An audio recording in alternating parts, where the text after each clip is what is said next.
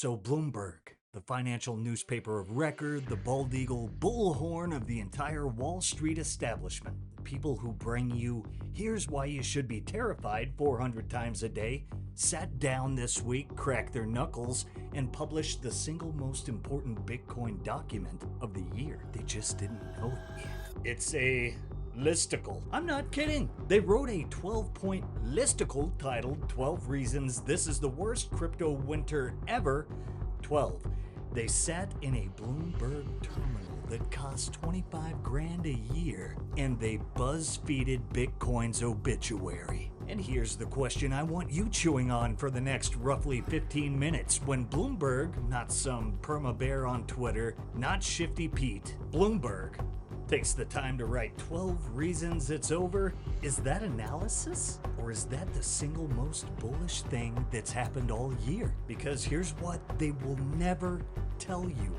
Every, and I mean every generational bottom in history has a mainstream "it's finally dead" article stapled to it. They don't ring a bell at the bottom, they publish a newsletter.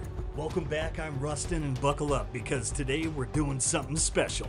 We are taking Bloomberg's 12 Reasons Bitcoin is Dead, and we're running every single one of them through the wood chipper, live on camera with a smile on our face. And by the end of the video, you're gonna understand 1, why "you're too late" is the oldest lie in the book, and the data says the exact opposite.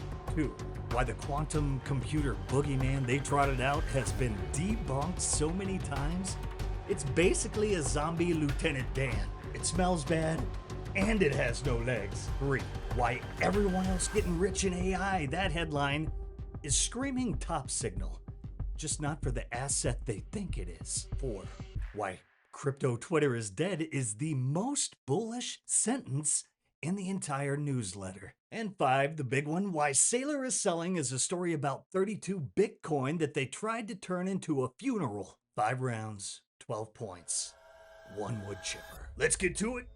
Start it. Everybody wants to stay humble and stack sats until it's time to stay humble and stack sats. If Bitcoin was going up 1% a day, every day, guys, you wouldn't have an opportunity to have an asymmetric bet on the future of humanity. Bitcoin would already be $1 million if everyone had figured it out. The whole point is there's some pain to be endured. You're being compensated for the pain. I had a conversation with my dad, and he said, you know, it's so offensive that people say people that got in early to Bitcoin just got lucky. Do you know how hard it was before we got regulatory clarity, before any institutions adopted it? Do you know what it was like to adopt Bitcoin before Coinbase existed? Do you have any idea? You get paid to show up now, but you sit on Twitter all day. You say, oh, I'm a dip buyer. I'm a stay humble and sat stacker. Well, Bitcoin's down 4% today. It's a bear market. Buy the dip. Come on. We are the stewards of the future. I believe that wholeheartedly. We're living through the greatest wealth transfer in human history, and we are the receivers of that wealth. It doesn't matter how much Bitcoin you have, you're on the right side of history, the receiving end of the wealth transfer. Because guess what? The thing's either going to zero or it's going to the moon, all right?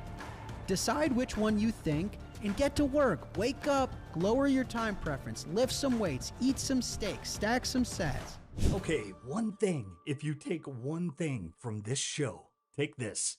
I call it the obituary indicator. Here's how it works. Markets don't bottom on good news. They bottom on exhaustion. The exact moment the last hopeful person finally throws up in their hands and quits. And how do you measure mass exhaustion? You wait for the establishment press to write it down. The New York Times declared the internet a fad in 1998. They wrote Amazon's obituary in 2001. How'd that work out? A 12-point Bloomberg listicle isn't describing the bottom. It is the bottom signal. It's the sound of the establishment maximally demoralized, capitulating in print, right before the thing they buried gets up and walks. So that's our lens for all 12 points. They think they're writing an autopsy, they're writing a buy order. Let's read it to them. Round 1, Bloomberg's first cluster of doom. Points 2, 4, and 5 if you're following along at home. All say the same thing in a trench coat. You missed it. You're not early anymore. The ETF's already launched. The regulation already passed. The adoption already happened. The party's over. You showed up as they're stacking the chairs. All right, let's go ahead and steel man it. Bear point. It's true that the big catalysts, spot ETFs, the regulatory clarity, those already fired and are in the works. That's real. There's no new shiny announcement coming Tuesday. Now let me walk you off the ledge, my friend. Here's the bull case, and it's not close. ETFs and regulation aren't the peak. They're the on-ramp. Think about what those things actually did. For 15 years, every pension fund, every financial advisor, every institution that runs trillions was legally and structurally locked out of Bitcoin. Couldn't touch it. Compliance said no. The ETF didn't end the adoption. It just unlocked the door for the biggest pools of money on planet Earth to walk right through it. And they've barely taken a step. We're talking about maybe a few percent of advisor portfolios. The institutions didn't finish buying, they just got permission to start. Saying you're too late because the ETF launched is like saying you're too late to the internet because they finally installed Wi-Fi in the building. The infrastructure showing up is the beginning. Round 2, and this is my favorite because this is where Bloomberg dusts off the old quantum computer. Bear point, steel man. Points 7 and 8 argue the network's getting fragile. Hash power and electricity concerns, and the big one, that a quantum computer is going to show up, crack Bitcoin's cryptography, and drain every wallet like an ATM. Spooky. Sounds like a Bond villain. Here's the thing. This is a zombie with no legs. This FUD has been shambling around since like 2017. It gets debunked, and then a journalist on a deadline digs it back up every single bear market like it's brand new. The most important characteristics of Bitcoin is its security, right? I mean, scarcity has to be one near the top, and the ledger obviously was a genius move by Satoshi, but it seems to be uncrackable. And I'm wondering if that will hold true far into the future with the development of quantum computing. Do you worry about that? I don't worry about it. And I make the point, Microsoft and Google market their quantum projects, but they would never sell a quantum computer that cracked cryptography because it would destroy their own companies. And there isn't a practical use case for those quantum projects they've been marketing. I think at some point, a decade out, maybe 10, 20 years, maybe whenever, there'll be a powerful computer. It may start to threaten modern cryptography. When it does it, it'll be a threat to Microsoft, Google, JP Morgan, the US government. It may be a threat to Bitcoin. When it is a threat, all of these organizations are going to upgrade their crypto protocols to be quantum resistant. You'll see it coming a mile away, and every other digital entity in the world is more vulnerable to that idea or that threat than Bitcoin, and so they're all going to upgrade, and we'll be talking about it while you're reviewing Microsoft stock or Apple stock exposure. I don't want to go too deep into this, Michael, because it's only a half-hour program, but I feel like AI could, everyone's worried that AI may turn on us, and this could be a way in which AI has real power. Is that not the kind of thing that keeps you up at night? I'll make a point here. The typical person might do 10,000 transactions in their lifetime, maybe 100,000 if they're very busy. The AIs are going to do 100,000 transactions a minute. They're not going to suffer the existing credit systems and the existing banking systems of the 20th century. They're going to want to move digital money at high frequency at the speed of light. That means digital assets like Bitcoin over the Lightning Network or via layer 3 protocols. The demand for digital capital which is what Bitcoin is, and digital networks like Lightning and like all of the crypto protocols that are being worked on right now, it's going to go through the roof. So I think AI is really a demand driver for Bitcoin. It's going to accelerate the entire digital assets economy. And no, I'm not worried about the threat. The AIs can't crack, public-private key cryptography. What they can do is imitate you and talk you into doing something stupid if you're listening to them. And so they're a threat to all the other systems in the world, not to Bitcoin. Let me give you the actual state of play. 1, the quantum threat that could break Bitcoin's encryption is, by every serious estimate, decades away. 2, and this is the part they bury, Bitcoin can be upgraded. There's already a proposal in the works. The plan to defend the network exists, and we've got years to roll it out. 3, here's the kicker that vaporizes the whole argument. If a quantum computer ever got powerful enough to crack Bitcoin's cryptography, it would first be able to crack the encryption protecting every bank, every government, every nuclear launch code, and your entire life savings in the safe traditional system. Every bank has different systems, different code bases, different security practices, and there's millions and millions of banks around the world, all with varying levels of software sophistication and security. And you're not going to fix that as simple as the Bitcoin network can fix itself. So my advice is, if you're worried about quantum computing as a threat to Bitcoin, you should first worry about the traditional financial system and even military systems, right? Because nuclear launch codes will also be broken with quantum computing, and that is also a threat. But it's really interesting how the media only focuses about Bitcoin and these things when there is so much other threats that quantum computing can take down. So if quantum breaks Bitcoin, you're not going to be worried about Bitcoin. You're going to be worried about those sirens telling you to duck and cover. In the industry are using that to price Bitcoin, but the threat is really not imminent.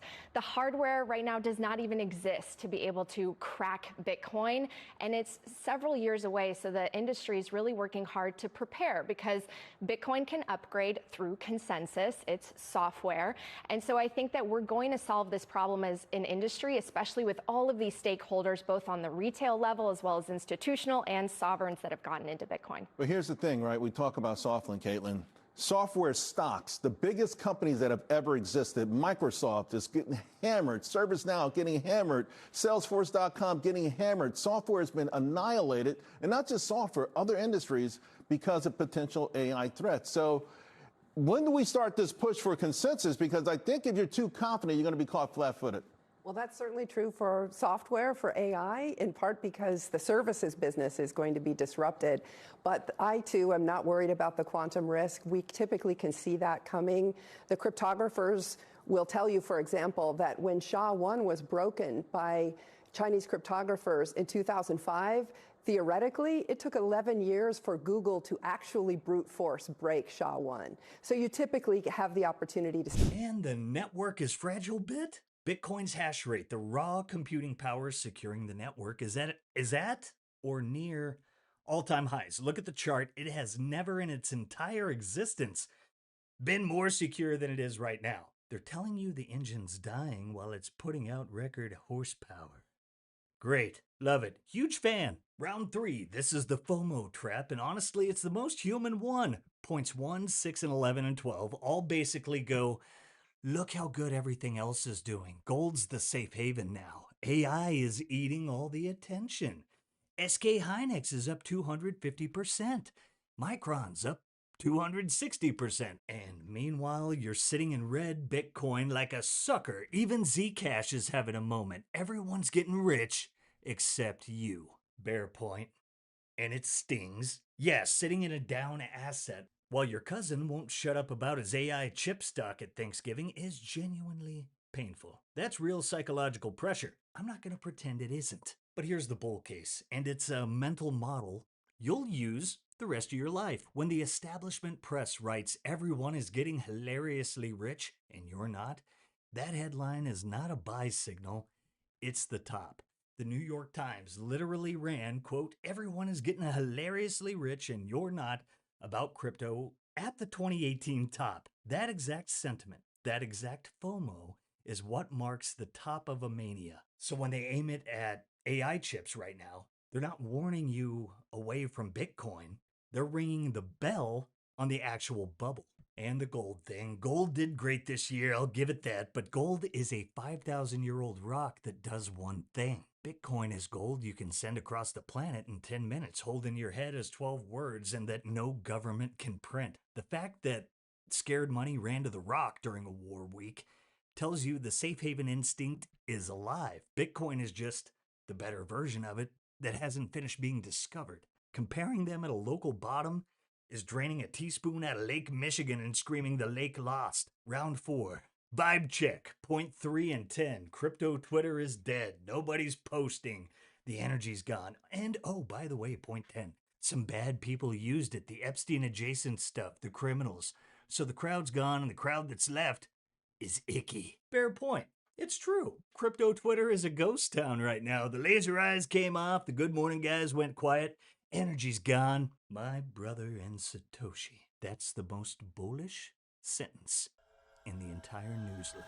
Do you know who leaves when the vibes die? The tourists, the doggy coin guys, your cousin who aped in at the top because a guy with a cartoon picture told him to guys.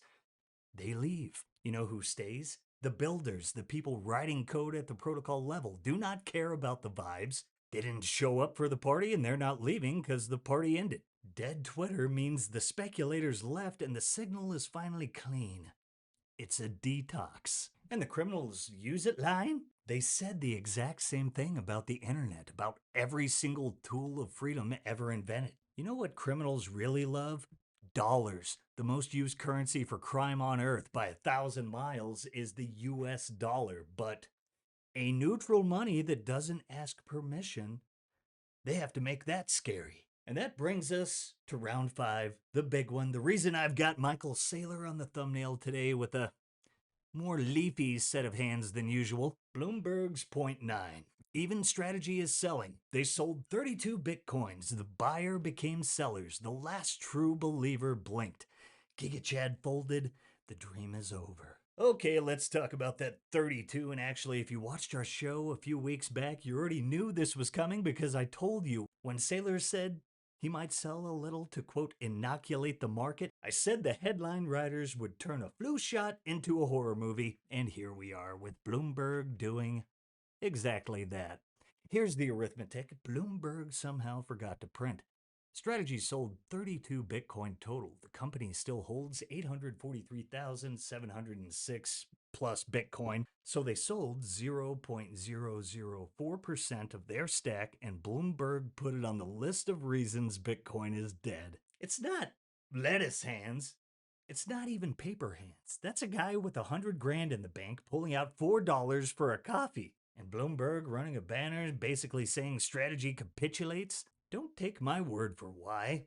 Take his. Yeah, we'll probably sell some Bitcoin to fund a dividend just to inoculate the market, just to send the message that we did it. Look, the company's fine, the Bitcoin's fine, the industry's fine, the world didn't come to an end. And if you're a short seller and your thesis is the company's got to sell equity in order to fund the dividends, I would like nothing better than to, rip your wings off. Inoculation. A tiny, deliberate, controlled dose, partly to service the dividend on the preferred shares. The man built his entire debt stack so there is 0 Bitcoin pledged as collateral and no margin call at any price. He is the least forced seller in the history of the asset, and Bloomberg listed him as a reason to panic. Journalism. And that right there is the whole game. Bloomberg wants you scared enough to sell because here's the thing nobody in the newsletter will say if your Bitcoin is in an ETF, if it's an IBIT, if it's on Coinbase. That's not your Bitcoin. That's Larry Fink's Bitcoin with your name on a sticky note. And the whole point of a worst winter ever headline is to shake the sticky note holders loose. That's why I trust our friends over at the Bitcoin Way. They set you up with ironclad self-custody, proper hardware, your own node, full on-chain verification, so your stack is actually yours, unshakable. No matter what Bloomberg prints, their team walks you through every step until you've mastered it. Privacy phones, Plan B residency, the whole sovereignty stack. If this newsletter rattled you, the answer isn't to sell, it's to make yourself unshakable. Book a free 30-minute consultation, scan that QR, or hit the link in the description. Do it today. And here's the other half. Being unshakable means you don't sell your stack, not even when life needs cash, not even at a 4-month low. So how do you get dollars without handing your Bitcoin to Bloomberg's bottom? You borrow against it. Ledn, keep your stack, get the cash, repay whenever you want. 0 penalties, and here's why I trust them personally. 8 years, $10 billion in loans, 0 customer Bitcoin ever lost. Your coins are custodied, never lent out, never rehypothecated. That's the we hold it, you own it, you can verify it model. Not the FTX trust me bro model. The guy who panic sold this newsletter is gonna feel sick in a year. The guy who borrowed against a small portion of his stack still has every sat. Scan the QR or hit the link in the description and head to ledn.io today. Okay, let's bring it home. 12 points. We ran everyone through the chipper. You're too late. No, the institutions just got the keys. The tech is broken. Hash rate is basically at all-time highs, and the quantum boogeyman would eat your bank first. Everyone else is rich. That's the AI top, not your bottom. The vibes are dead. Good. The tourists left. Saylor's selling. He sold $4 out of 100 grand and told you why. So here's the punchline. Bloomberg didn't write 12 reasons Bitcoin is dead. They wrote 12 reasons they've given up, and they were kind enough to number them out for us. When the establishment is this exhausted, this demoralized, this certain it's all over, that's not the end of the story. That's the part right before the asset they buried gets up and walks. They think they wrote the obituary. They wrote a buy order. This wasn't the worst winter ever. This was one of the last cold mornings before summer. Write that down. Speaking of unplugging, and I mean literally this time, you understand that this system was never designed to protect you. But here's the thing. You're still walking around with a tracking device in your pocket, broadcasting your location, leaking your data, letting your devices ping towers you never agreed to ping. Your phone, your laptop, your key fob, they're sending signals right now whether you're using them or not. Always on, always broadcasting. Nobody told you to opt out of that too. Look, being a Bitcoiner isn't just about protecting your money, it's about protecting your health, your privacy, and your safety. The whole stack. You don't get to opt out of fiat and keep the surveillance. That's not how freedom works. Escape Zone builds Faraday bags that fix exactly that. You put your device in, the signals stop. No tracking, no scanning, no one picking up what you're putting down. It's basically an off switch for your digital footprint. In a bag you can actually carry everywhere. Scan the QR or click the link in the description. Anyone coming from Simply Bitcoin automatically gets 10% off. If it doesn't apply, use code SIMPLY at escapezone.com/simply. That's escapezone.com/simply. Use code SIMPLY. So stay humble, stack sats, and do not let Bloomberg write your obituary. This is the peaceful revolution, and revolutions don't quit on the last cold morning. They cross the Delaware and unleash the fury, baby. Smash that like, hit subscribe, give us a pamp, and let us know down below which of the 12 was the dumbest. Love you guys. Catch you next time. Peace. If you prefer to go down with the ship, you.